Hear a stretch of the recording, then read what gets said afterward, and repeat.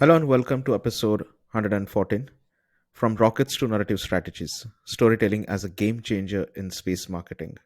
So, today we'll be taking a deep dive into the media and the marketing activities, primarily looking at the marketing aspects of the space industry. I believe this is the topic that we really haven't covered much in depth since the episode one of the podcast with Remco Timmermans. But today we'll be taking a much more deeper dive. I think things have quite evolved since 2022, since the time we started this podcast, both on the industry side as well as on the marketing as a general sector too. So, without any delay, I would like to welcome on Hello. board today's guest, Thank you Alexandra. for having me. Alexandra, welcome to the podcast. Yeah, absolutely. It's great to have you, and it was great to see you in last week during the Space Tech Expo event as well.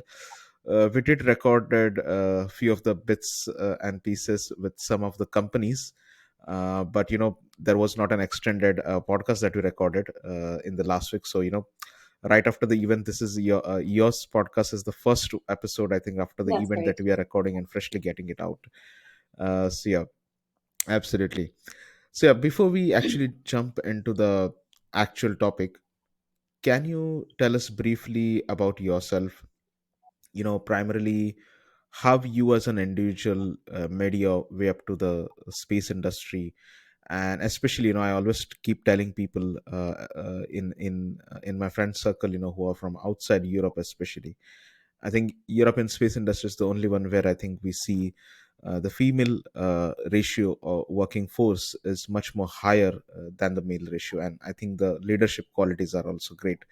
So having this such an exceptional, I think, industry and ecosystem, in this ecosystem especially, how you as an individual has evolved and how you ended Yeah. up doing what you're doing at the moment. So if you can tell Well, us like for briefly about many this, that would be of the great. non-technical professions, I landed in the space industry by coincidence and circumstance, lucky circumstance. I mean, I've always had a knack for anything that has to do with tech and science and space, of course. But for some reason, it took me quite some years after I finished my studies to make a click in my head that as a marketeer, of course, you can also work in the space industry. And then because I knew someone who knew someone, I managed to finally speak to someone who was actually looking for a marketeer at that time. And this is how I entered. Interesting.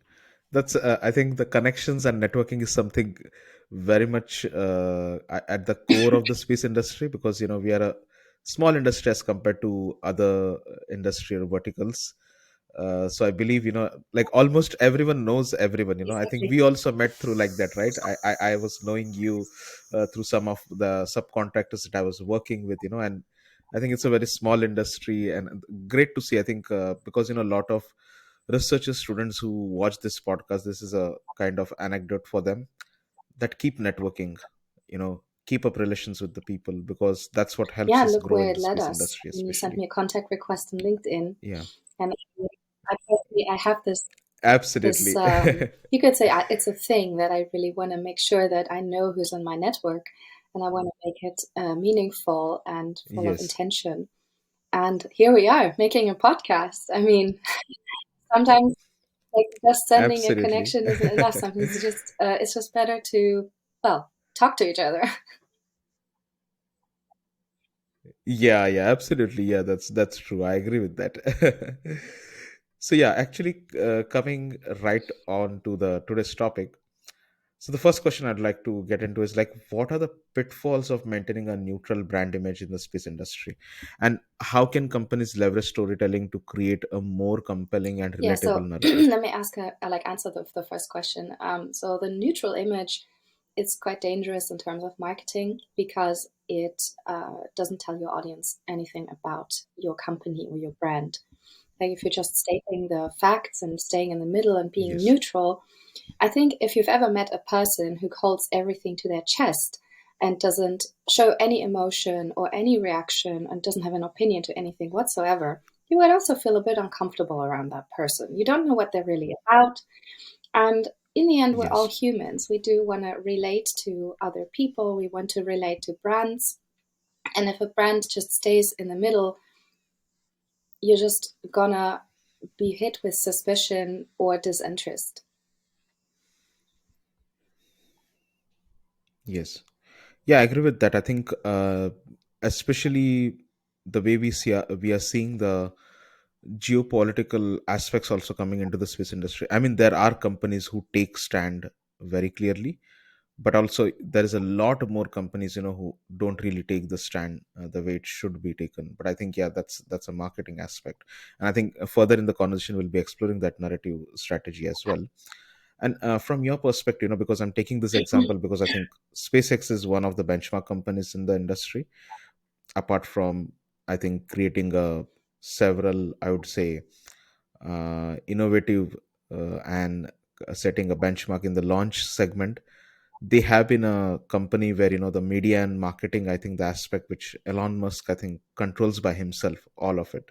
So from that perspective, I'm asking this question: how has SpaceX evolution in media and public relations demonstrated the importance of strategic communication, especially in building brand awareness and trust So in the space when it sector? comes to SpaceX, you can see that they changed the marketing, or they changed the type of brand personality that they portray to an extent. Um, and so at the beginning, and I'm Absolutely. referencing here the brand personality framework, um, because there's like several sections or several categories for brand personalities that we like to use in marketing. They can be quite useful. And at the beginning, as we all remember, SpaceX was rather on the, let's say, kind of like cowboy-esque, robust, masculine kind of yeah, brand personality category. Like they were basically crashing rockets, and they were like making fun about it. Were celebrating it in their video feed. So it was all about, let's say, this aspect of like being the outsider. And nowadays, when you look at SpaceX communications and marketing, and they have shifted much more into something that is much more into sophistication. So we see that it's much more glamorous, it's much more polished, and they're trying to also portray a lot more competence. So they have shifted away a lot from this like very, let's say, masculine, cowboy-esque kind of notion. And you kind of that means that you can change your brand personality depending on what you want to achieve in a given phase. You have to manage it. Yes. Interesting. And I mean, just kind of an extension of this question, from, kind of an evolution to the strategic way to, like, I would say, bit more underfunded and undervalued. This question, I would say, is very close to my heart because I have seen, coming from the shoes of a science, and then as a journalist, and then now becoming as an entrepreneur. I believe this is something, as especially as a journalist and a marketer, when I was working back in India and then briefly in Europe as well, I have faced this a lot, like the undervalue and the underestimation of being, or having that marketing skills. Even though you are great at what you do, you don't really sometimes get paid for what you do. uh, uh, I mean, it happens in every industry, but here we are specifically talking about the space domain. So in an industry where marketing professionals are often, I would say, as I mentioned, underfunded or undervalued, from your perspective and your experience, what steps can be taken to highlight the return on investment of marketing and elevates its importance in organizational There's strategies? several steps that you can take, of course. So I think that it's only logical that marketing gets a little bit undervalued because it is not the core business. In many industries, it's not the core business. It's a support function. We have internal customers, we have external customers, um, but at the same time, it's the one thing that drives business outside of sales. So if you look at all those like small companies where you have like one salesperson and juggling, I don't know, 120 conversations in parallel, then that's the only touch point that your customers have with your company um, to learn about your products and innovations. That's a lot to put on one person. But if you can maintain a bit of a background noise on other Yes. channels, be that newsletters or social media or events, or sponsorships, etc., etc. They can learn much more about what your brand is about, and therefore it helps you when your company be top of mind. And we have to also remind ourselves we're in a B2B environment. Sales doesn't happen overnight. This is not where you go to a website and click a button and it Yes. gets shipped tomorrow. We need to maintain this general awareness throughout the entire sales life cycle, from first contact until contract signature, and then also nurture our client. And so it takes the load away Yes. from the salesperson to have marketing that can, let's say, push all those leads much easier to that person. And now you also asked about the undervalue. Yes. So I think from my experience, sometimes I get sentences like, "Oh, sales and marketing is the same thing," or yeah, just take Yeah. let's take that as an example. And it isn't. It's a really different Yeah. line of work. And I think this is where also Absolutely. it like I cannot afford to just like be angry at that statement, because it just shows me that some people maybe just don't know better, and they don't mean any harm. So I think it's also a bit my role to educate my customers a little bit and give them the competence and the confidence to talk on marketing terms with me, or me also slightly changing my language to kind of resonate with them better. And I think this is also where it then comes back that they do start valuing what marketing can do for them. But it takes time. It's also B2B. Yes. Absolutely, I agree with you. I mean, the question that you mentioned, marketing and sales are the same thing. Oh God, I have been hammered with that kind of answer. Quite a lot of times.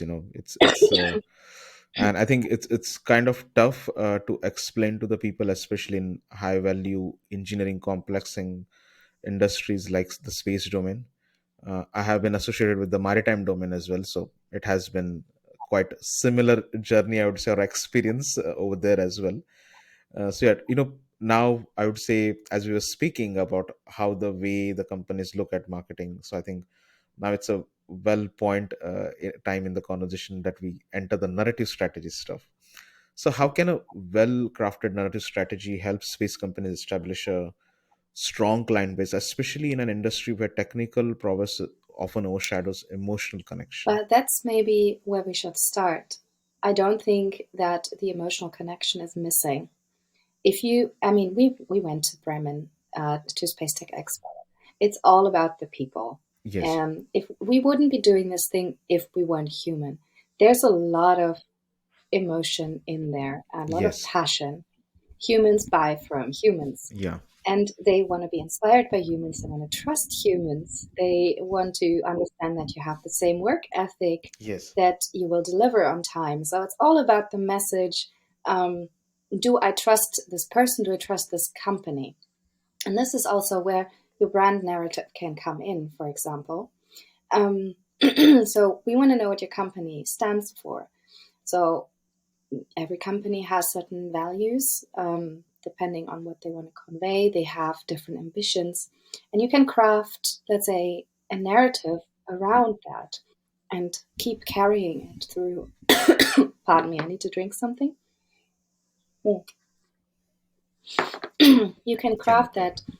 that story, like you can really drizzle it down from those values, from those ambitions, from any like case studies that you have done, and tell your story. And that is when it becomes relatable, and we start understanding, oh, that's what they're about. And because we like to hear stories, we like to understand through tangible examples, Yes. what will it be like to work with this company. Yes. Absolutely. Yeah, I agree with you on this point actually, that especially that humans buy from humans. So there are emotions involved over there. It's just that I think the way we dissect and utilize it to kind of develop a strategy of how the narrative can be can impress basically the potential buyers or sellers in the industry. uh, Little more, taking a step ahead, we are, I would say, almost at the end of the podcast now. So, given the critical role of sales, which we just actually discussed, the kind of confusion of marketing and sales from the people's side.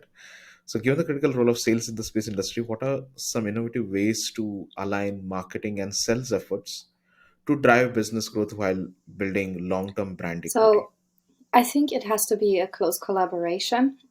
And I would also like to say it shouldn't be on the same person because that can be a conflict of interest. Um, so it has to be close collaboration. You need to understand what are the business goals, what are the sales goals, and how does that translate into a compelling narrative Yes. other than we sold something, we delivered something, and we're going to attend an event. That's not a story. This is just facts. There needs to be a little bit more that supports, let's say, what sales wants to do. And I'd also like to Yes. stress it's not only sales that marketing supports. There's many more internal customers that you typically have. For instance, if you want to recruit people and you're growing very fast, Yes. and I see a lot of companies growing fast right now, you need to also start thinking about your employer branding. And it should be in harmony with everything else that your brand does. It cannot just stand on its own. Um, you might have to talk to Yes. investors or other stakeholders that you have in the market. You might have partners, you might be a member somewhere. So, all of these communication channels, these are different target groups. And so, you need to work with whoever's responsible inside your company for those, let's say, connections to make sure that the message that you want to send out, that it's in line with your brand and that it resonates with your target audience on the right channels. So it's always going to be a big spider web of different, how can I say this? Yeah, different communication channels and different connections that you're managing as a marketeer. And you need to pull it together and make sure Yes. it's cohesive and it's consistent. Interesting. And I mean, like, as we have now, kind of ended the conversation on the sales side.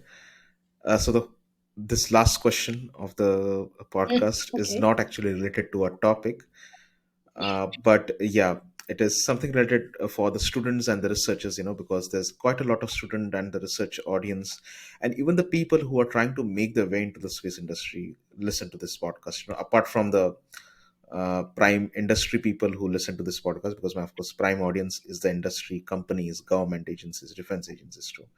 But yeah, I always keep on receiving requests from the students. So this question is from for to give information to them. So as an expert working in this industry for several years now, what is your message for the people who are trying to make their way into the space industry, and especially the marketeers, the journalists, or the people from the non-technical background who are either trying to make their way into the industry or who are there in the industry but are not Hmm. able to find the right way to scale themselves? So what is I your think my message for message them? would be a human. As you have said, we're a very small family, and we like to stay within our bubble. I think that holds probably for every bubble, but I know this bubble. Um, and we tend Yeah. to trust the people that we've met, and that we've seen, and so I think if you really want to enter this industry, I think it helps if you educate yourself a lot about the industry, that you know a lot, but also you need to know the people. You need to know who they are, who, what they're about. So show your Yes. face, go to the events wherever that's possible for you, and introduce Yes. yourself. Like, dare to put your face out there and build a network. And not predominantly first to sell, but just to maybe make a friend. I have tons of people that I introduce myself and have coffees with that are just friends. And maybe in 15 years, they'll call me and say, by the way, Alexandra, don't you do XYZ? And should we do something together? That can happen, but that is not the main intention first. I think you should just Yes. build your network, put yourself out there, and of course, you will meet a lot of, I don't know, technical people at those events. You will meet a lot of salespeople. You will meet a lot of people that might not be the right decision makers to hire you. So I think you need to also train your own pitch. So how do you make sure that this person remembers you, is going to refer you to the right person within the organization? So if you want to enter, this Yes. would be like the sequence of steps that I would recommend. Absolutely, yeah. No, I agree with you. Especially, I think in one word you Yeah, told everything. Be human. That's it. I mean, it tells everything that how you can make the connections and try to network with the industry and try to scale yourself as well as the kind of skills that you would like to learn from the industry or the industry people. So yeah, thank you very much, Alexandra, again for this wonderful conversation. Uh, I really hope to keep on making more such episodes on the marketing side because I myself, I have been a marketer and journalist in the past, and it's unfortunate that I went into so much technical stuff later on in the career that I couldn't really catch up on on the marketing side. But I think through the podcast I'll try now to bring on board people like you and the Remco as well, because I think we really need to put out this perspective as I see as I'm progressing and I'm scaling my business as well. I see that the marketing aspect really needs that spotlight, and I think I'll from this time onwards, I'm promising my audience as well that we'll try to bring on board as many as marketeers and explore their perspectives, how we can help the industry, and in general try to use new ways or utilize new things in the industry to amplify both the sales as well as the technical and the networking side too. So yeah, thank you very much, Alexandra, again, and we hope to record more such that insightful would be episodes in lovely. the I'm future looking with you. forward to it.